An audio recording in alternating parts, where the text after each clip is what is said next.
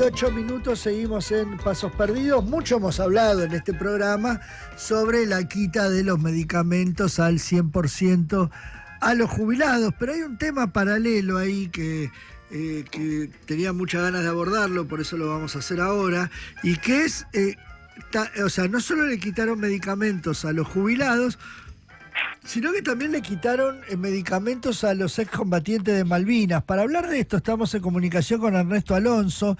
Él es fundador y secretario de Derechos Humanos del CECIM, el Centro de Excombatientes Islas Malvinas de La Plata. ¿Qué tal? ¿Cómo te va? Fernando Amato, Lorena Álvarez te saludan.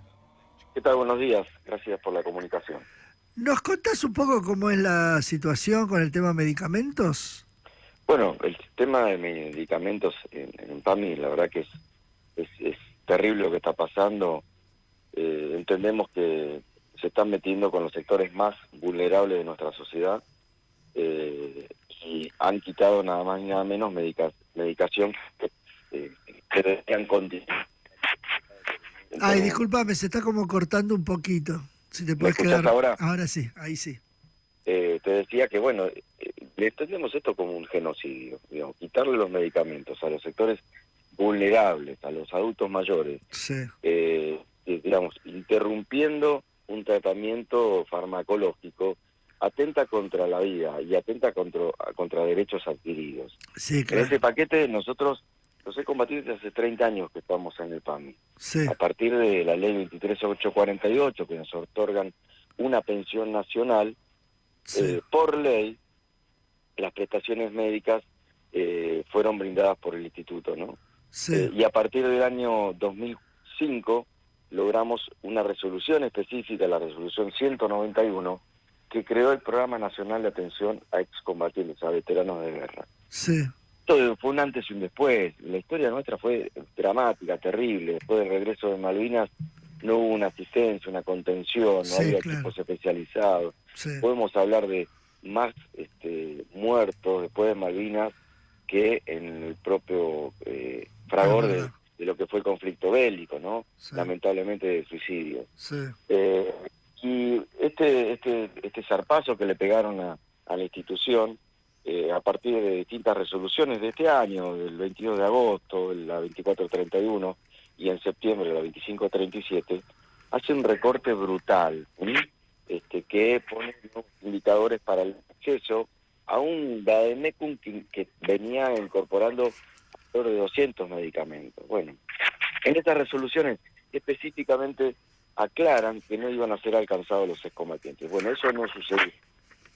Lo que venimos observando que vamos a concurrir a la farmacia, sí, y esos medicamentos que teníamos con cobertura del 100% desaparecieron.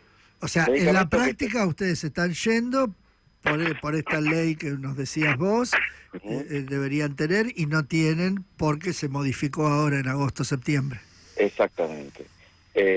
Muchas patologías que son patologías ocasionadas, claro, y prevalentes por las secuelas que dejó el conflicto, el estrés postraumático. Sí. Si vos ves medicamentos, la mayoría de los compañeros son medicamentos antidepresivos, claro, para el tratamiento de la presión arterial. Sí, sí, aparte que me imagino que van a ser muy caros los antidepresivos. Mirá, todos los medicamentos son caros. Sí, hoy la farmacia, barato no hay nada. la canasta básica de un jubilado son 50.000 pesos. Sí. Y estamos hablando de recibos de 150 o 200.000 pesos. Y la verdad que no estamos dispuestos a volver para atrás, a volver a la época que allá en la época de Menem, que gestionaba el PAMI Alderete, con las gerenciadoras que se robaban directamente los recursos destinados a atender a los beneficiarios del PAMI y específicamente también a los ESCO. ¿Ustedes tuvieron la posibilidad de hablar con alguien del gobierno? No hubo ninguna atención. Enviamos como primer medida una carta de documento los primeros días de diciembre, carta de documento que no fue recibida por el instituto. Sí. Creo la devolvió porque nadie recibió esa carta de documento y hoy ya estamos a miércoles, el lunes presentamos un recurso de amparo, ¿no? Sí. Acá hacemos responsable directamente al director ejecutivo del instituto, Esteban Leguízamo, que es una persona que hace muchos años que está en el PAMI, y que está, digamos, lo que se está viviendo hoy en la población general beneficiaria del instituto, porque acá, digamos, nosotros somos un sector, esto que te decía, somos 17.000 aproximadamente beneficiarios titulares, más el grupo familiar 43.000, pero estamos hablando de 5 millones de afiliados. Estamos hablando de la obra social más grande del país, Sí. donde el PAMI venía haciendo gestiones, distintos ciclos, específicas en la compra de medicamentos, la industria, parándose de una posición de un comprador mayorista. Claro. Hoy, el PAMI, si uno analiza este último año, además de sacar prestaciones, bajar el ADMECUM con muchos medicamentos, está gastando más. ¿Y sabes por qué? Porque está pagando los precios al mismo precio que va a comprar una caja de cafeína y no desde un comprador como es el Estado Nacional, de un volumen impresionante, ¿no? Y esto no tengo miedo de decirlo porque trabajé 14 años en el PAMI. Esto va a engordar lamentablemente el saldo de los retornos. Esto es así, digamos. Sí. El nivel de destrucción que está haciendo este gobierno, la verdad que merecería que los argentinos nos empecemos a enojar más. Cuando reaccionemos, creo que no vamos a tener vamos a tener las ruinas del país que pensábamos que vivíamos, ¿no? Lamentablemente. Sí. Así que, bueno, también escúchame, nos estamos sí. solidarizando con todo, estamos trabajando, tratando bueno, el equipo jurídico también está colaborando con centros de jubilados y con distintas organizaciones sociales y gremiales que también atienden la problemática de los jubilados, y esto hay que actuar en forma conjunta. Sí. No podemos permitir, insisto, que destruyan la salud pública en la República Argentina. No, está bien, me parece bien el enfoque que le están dando, porque esto es un problema del PAMI con los jubilados, con todos, digamos. Ahora, están muy solos, están muy solos. Sí, Uno claro. ve cómo los reprimen todos los días cuando van al Congreso, y no ve muchos espacios políticos haciéndose cargo y colaborando y acompañando, insisto, a un sector vulnerable de nuestra sociedad, que son nuestros adultos mayores. Nosotros estamos en promedio de edad 60, 62 años, por esta razón particular, digamos, hace 30 años que somos beneficiarios del PAMI. Sí. Y ahora estamos acercándonos, digo, en un hombre la edad de jubilación son 65 años. Sí. Ahora, como excombatientes de Malvinas, vos mencionabas recién bien el tema del PAMI, la época de Alderete, la época de Menem. Podemos recordar la desmalvinización, lo mal que la pasaban al principio de todo.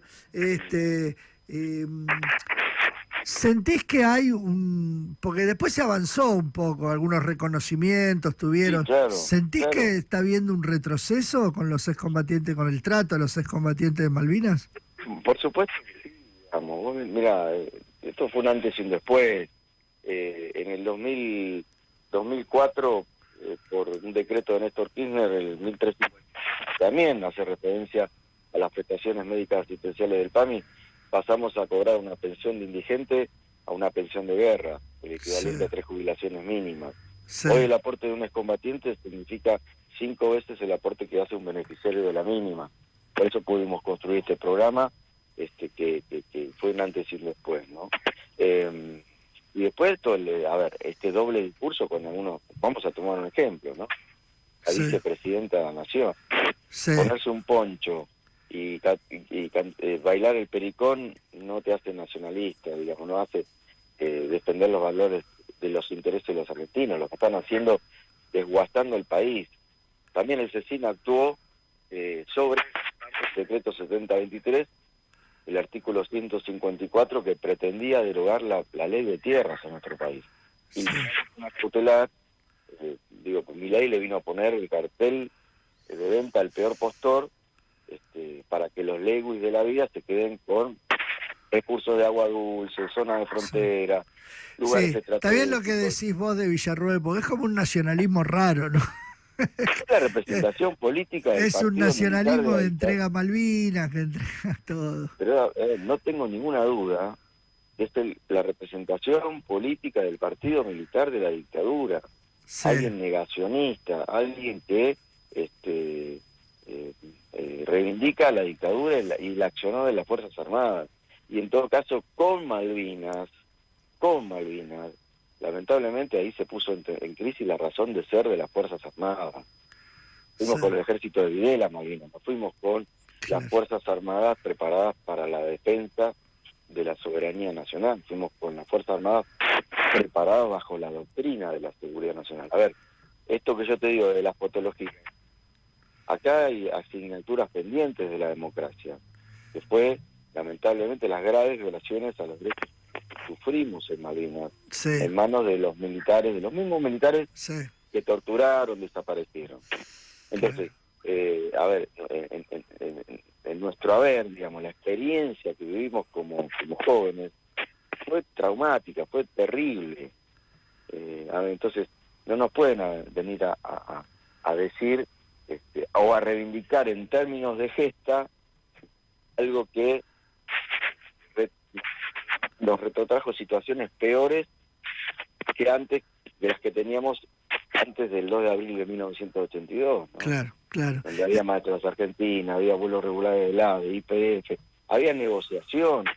Sí, todo para atrás. Y volvemos a este esquema, el doble discurso, ¿no? Nefasto desfile, donde debíamos desfilar a torturadores, a represores, y por otro lado, estar entregando la soberanía, nuevamente con un acuerdo parecido al que se firmó en la época de Macri, este acuerdo conocido como Corredor Incan, y ahora es el Mondino Lami, en de los 46 millones de argentinos. Todo eso tiene que ver con la defensa de la salud pública, porque nosotros entendemos la soberanía en forma integral.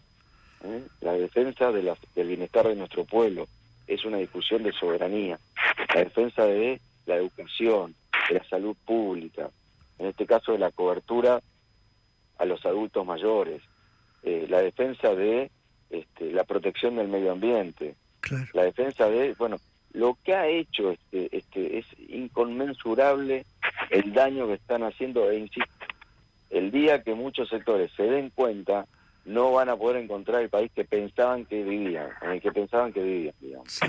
Ernesto Alonso, secretario de Derechos Humanos del CECIM, Centro Descombatiente de Malvinas, te agradecemos mucho este contacto con Pasos Perdidos.